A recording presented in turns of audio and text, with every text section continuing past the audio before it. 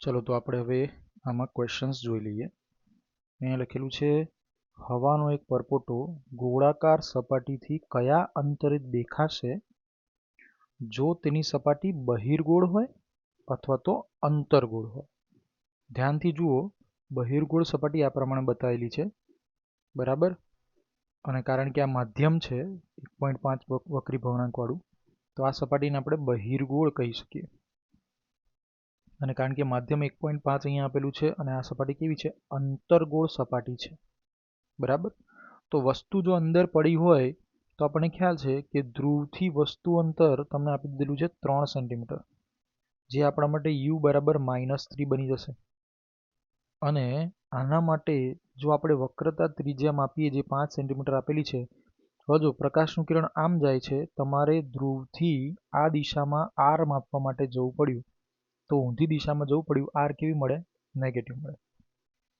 આ જ કેસ આપણે જો બીજા કિસ્સામાં જોઈએ તો વસ્તુથી આવતા પ્રકાશના કિરણો આ દિશામાં ધ્રુવ તરફ, બરાબર. આમ તો અસંખ્ય બધી દિશામાં જાય, પણ આપણે જોવાનું છે કઈ તરફ? આ તરફ જાય છે.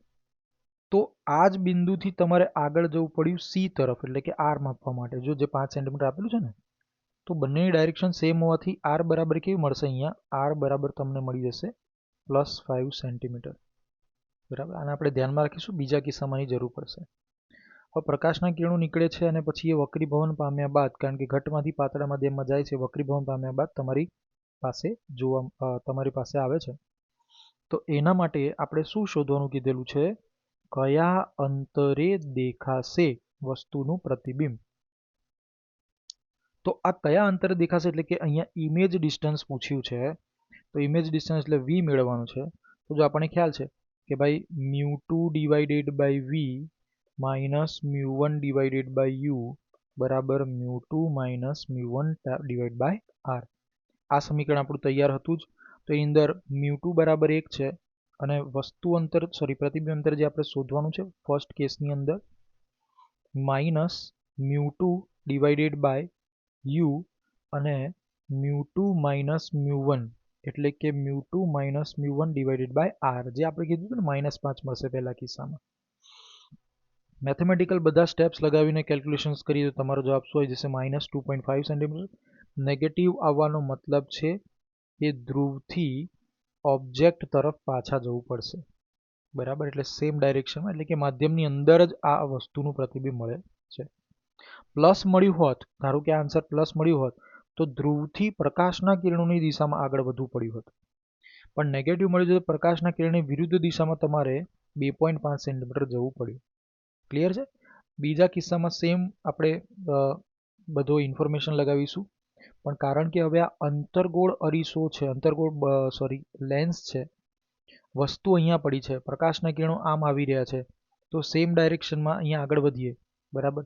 અને વક્રતા કેન્દ્ર શોધવા માટે આપણે પ્રકાશના કિરણોની દિશામાં જ આગળ વધીએ, તો r ની કિંમત +5 મળી ગઈ.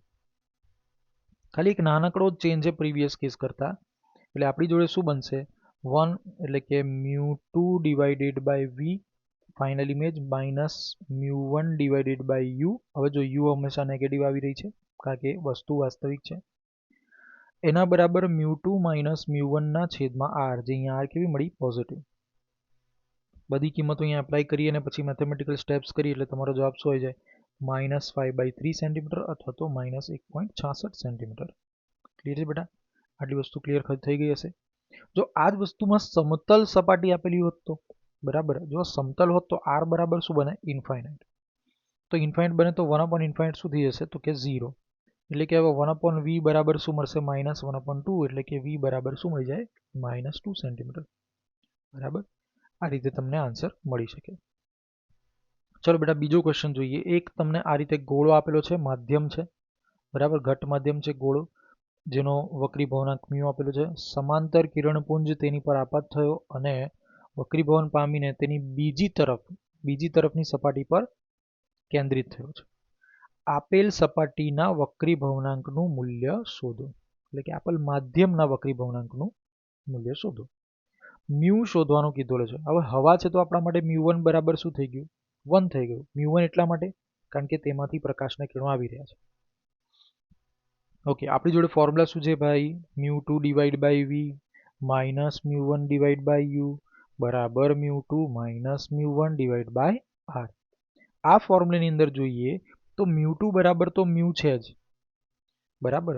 પણ હવે વી એટલે કે પ્રતિબિંબ અંતર, એટલે આની જો રેડિયસ આર હોત તો આર પ્લસ આર 2r મળી જાય. તો વી બરાબર શું મળે? 2r મળે છે. અચ્છા, પ્રકાશના કિરણોની સેમ ડાયરેક્શનમાં, એટલે આપણે કિંમત પ્લસમાં લખેલી છે. આગળ વધો. માઇનસ માઇનસ મ્યુ1 હવા છે, હવા એટલે મ્યુ1 બરાબર 1 આપણે કીધું હતું પહેલાથી. તો 1 ડિવાઈડ બાય આ માઇનસ યુ બરાબર માઇનસ ઇન્ફિનિટીથી આવે છે, અનંતથી આવે છે, તો માઇનસ ઇન્ફિનિટી એના બરાબર μ2 માઇનસ μ1 બાય આર. આ બધી વસ્તુનો ડેટા ભેગો કરીએ, ફરીથી મેથેમેટિકલ સ્ટેપ્સ લગાવીએ, તમે જાતે કરી શકો છો. તમારી જોડે સ્ક્રીન પર સામે અવેલેબલ છે. તમારી જોડે માધ્યમનો વક્રી ભવનાંક મ્યુને કરતા બનાવતા જવાબ આવી જાય કેટલો? મ્યુ બરાબર 2. બોલો ક્લિયર બેટા? આપણી જોડે એક જ બેઝિક ફોર્મ્યુલા બેઝ આ ક્વેશ્ચન છે. ઓકે, આગળ વધો. સેમ ફોર્મ્યુલાનો યુઝ કરીને આપણે હજી એક ક્વેશ્ચનને સોલ્વ કરી જોઈએ કે આપેલા માધ્યમની અંદર આકૃતિમાં દર્શાવ્યા મુજબ 40 સેન્ટીમીટર વ્યાસવાળી, ધ્યાન આપજો બેટા, અહીંયા વ્યાસ આપેલું છે એટલે કે ડાયામીટર કેટલો છે? 40 છે. તો આર કેટલો મળવો જોઈએ? 20 ના મૂલ્યનો મળવો જોઈએ. પણ વસ્તુ જ્યાંથી આપેલી છે એના પરથી આ પ્લસ છે કે માઇનસ છે એ નક્કી થશે. ઓકે, વ્યાસવાળી ગોળીય સપાટીથી 5 સેન્ટીમીટર અંતરે એક વસ્તુ ઓ કાચમાં મૂકેલ છે. તો સપાટીથી પ્રતિબિંબનું અંતર, એટલે આપણે પ્રતિબિંબ અંતર એટલે વી જ મેળવવાના છે ફરીથી. તો યુ બરાબર તમને કહી દીધેલું છે -5. અહીંયાથી જો ઓબ્જેક્ટ આ દિશામાં, બરાબર, -5. પ્રકાશના કિરણો સામેની તરફ જશે અને વસ્તુ અંતર આપણે આ રીતે માપ્યું. μ1 બરાબર 1.5, કારણ કે જે માધ્યમમાં વસ્તુ પડી છે તેમાંથી પ્રકાશના કિરણો બહાર આવશે, આ દિશામાં આવતા હશે. બધી દિશામાં જશે પણ આપણે સિલેક્ટિવ લેવાનું છે, કોઈ પણ એક ડાયરેક્શનમાં. ઓકે, તો આ 1.5 તમને આપ્યું છે. હવાનું માધ્યમ છે, μ2 બરાબર 1 આપી દીધેલું છે પહેલેથી પ્રીડિફાઈન. હવે પ્રકાશના કિરણો આમ જાય છે, તમારે સેન્ટર માપવા માટે આ દિશામાં જવું પડ્યું, આર માપવા માટે. તો રિવર્સ ડાયરેક્શનમાં જવું પડ્યું, એટલે આર કેવી મળી? નેગેટિવ. આ બધી જેટલી પણ કિંમતો આપેલી છે આ બધી આપણા મેઇન બેસિક ફોર્મ્યુલામાં મૂકી દઈએ, બરાબર. ફરીથી એકવાર, તો 1/v માઇનસ 3/2, કારણ કે 1.5 એટલે 3/2, અને u બરાબર -5, એના બરાબર μ2 minus μ1 divided by R. R કેટલી છે? -20, બરાબર. થોડું ઇઝી કરવા માટે આપણે માઇનસ માઇનસ હટાવીને પ્લસ કરી નાખ્યું. 2 × 5 એટલે 10 કરી નાખ્યા, બરાબર. અહીંયા ધ્યાનથી જુઓ તો આ કેટલી કિંમત મળે? -1/2 મળે. ફોકસ કરજો બેટા, આ 1.5 છે, આ 1 છે, હે ને? અને બાદબાકી કરીએ તો કેટલો મળે? માઇનસમાં 0.5 મળે, જે -1/2 ને બરાબર છે. હવે આ માઇનસ અને આ માઇનસ પ્લસ થઈ ગયા, અને આ 2 અને આ 20 થઈને 40 થઈ ગયા. તો આ +40 જવાબ આવ્યો, +1/40 જવાબ આવ્યો. ક્લિયર બેટા? હવે જો આ સ્ટેપ જે છે એને આપણે સામેની તરફ લઈ જઈએ તો નેગેટિવ થવાનું. બીજું, છેદમાં 40 છે, એલસીએમ લેવા માટે ×4/4 કરી દીધું, તો આ તમારી સામે જ છે જો. ક્લિયર બેટા? તો 1/v બરાબર કેટલા મળ્યા? 1/40 માઇનસ 3 ચોકુ 12, 12 છેદમાં 40. તો -12 છે, આ 1 છે, બાદબાકીનો જવાબ -11 આવશે, છેદમાં 40 તો મેન્ટેન રહેશે. તો v બરાબર કેટલા આવી ગયા? -40/11, અથવા તો માઇનસમાં 3.63 સેન્ટીમીટર. આ તમે સેન્ટીમીટરમાં અહીંયા આન્સર લખી શકો છો, બરાબર. ચલો નેક્સ્ટ ક્વેશ્ચન પર ફોકસ કરીએ. 10 સેન્ટીમીટર ત્રિજ્યા, હવે આર બરાબર તમને 10 આપી દીધા છે, ના કાચના ગોળામાં એક નાનો પરપોટો સપાટીથી 4 સેન્ટીમીટર અંદર છે. શબ્દો પર બિલકુલ ફોકસ કરવાનો. નાનો પરપોટો સપાટીથી 4 સેન્ટીમીટર અંદર છે. દેખાય છે શબ્દ નથી વાપર્યો, લખ્યું હોય દેખાય છે લખ્યું હોય, મતલબ કે આ આપણા માટે પ્રતિબિંબ અંતર બને. છે એવું લખ્યો છે, મતલબ આ વસ્તુ અંતર છે. એકદમ ફોકસ કરવાનું બેટા.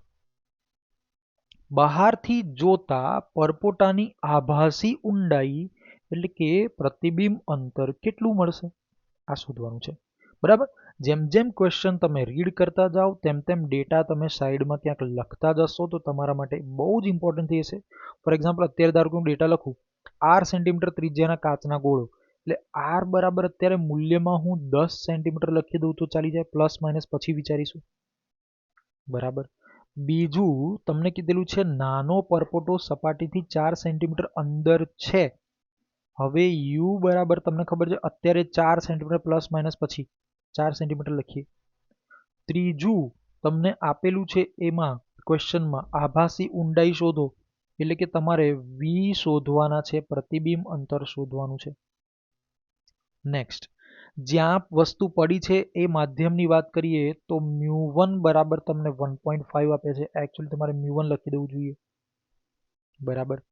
અને સેકન્ડ મીડિયમ મ્યુ2 લખી કાઢીએ, જેની અંદર પ્રકાશના કિરણો દાખલ થશે. તો મ્યુ2 બરાબર કેટલા આવી જાય? 1 આવી જાય. આટલો ડેટા આપણી જોડે ક્લિયર કટ આપી દીધેલો છે, બરાબર.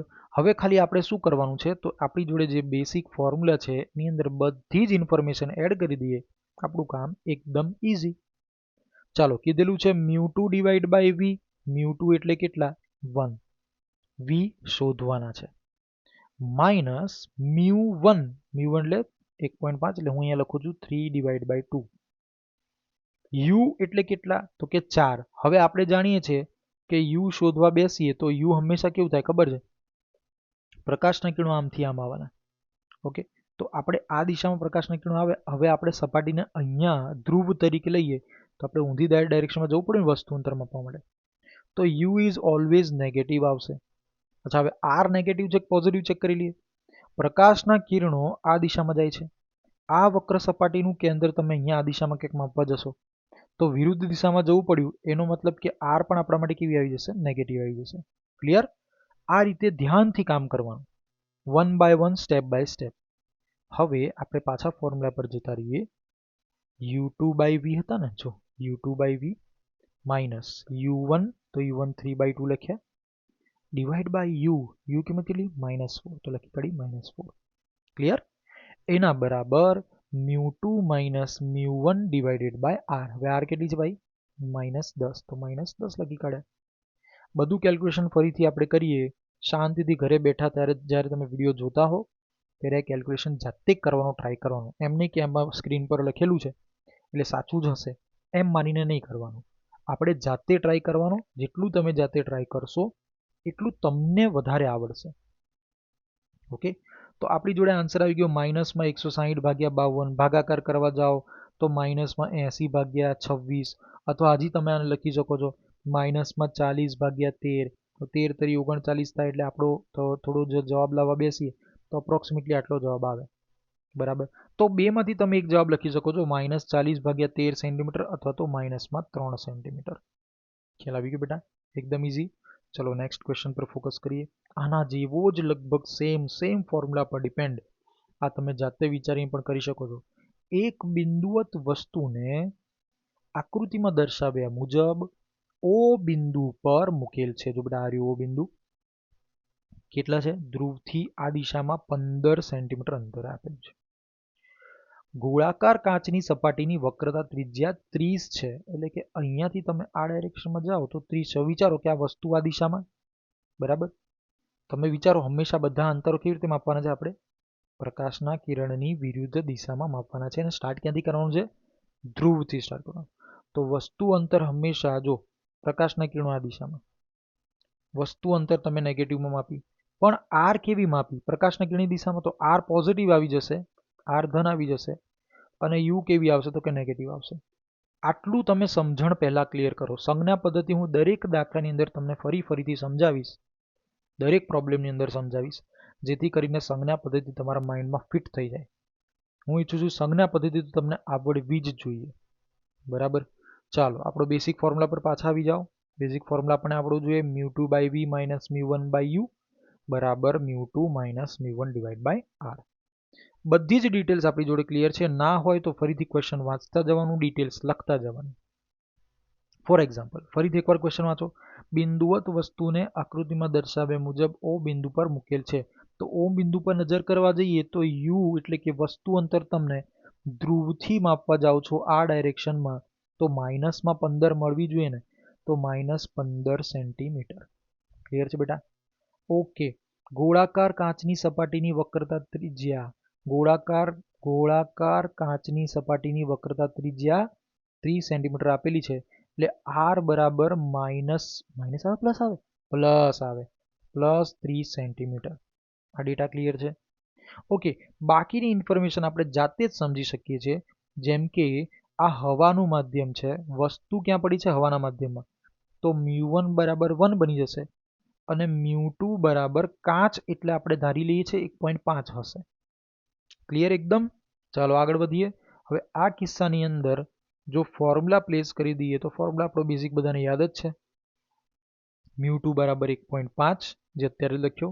v આપણે શોધવાના છે. તમે કીધું ને પ્રતિબિંબ અંતર શોધો, તો આપણે શું શોધવાનું છે? આની અંદર v શોધવાના છે. બાકી આપણે જોઈ લઈએ μ1 બરાબર 1 છે અને μ2 બરાબર કેટલા છે? તો કે 1.5. આ ઇન્ફોર્મેશન તમે જ્યાંથી લખતા શીખશો ને એના પછી ફોર્મ્યુલા કેવી રીતે એપ્લાય કરવો ને આ બધાને આવી જશે. જો આ સૌથી મોટો મેજર ઇશ્યુ બધાને એક જ થાય છે ફિઝિક્સની અંદર, કે જ્યારે પણ અમે ક્વેશ્ચનને રીડ કરીએ છીએ ને સર, ત્યારે કયો ફોર્મ્યુલા લગાવવો એમાં કન્ફ્યુઝ થઈ જઈએ છે. તો પહેલાં તો ડેટા માહિતી જે ક્વેશ્ચનમાં આપેલી છે એ લખતા શીખો. લખશો તો તમને ખબર પડશે કે કઈ ઇન્ફોર્મેશન જે આપેલી છે એના અનુસાર મારે કયો ફોર્મ્યુલા લગાવવો જોઈએ.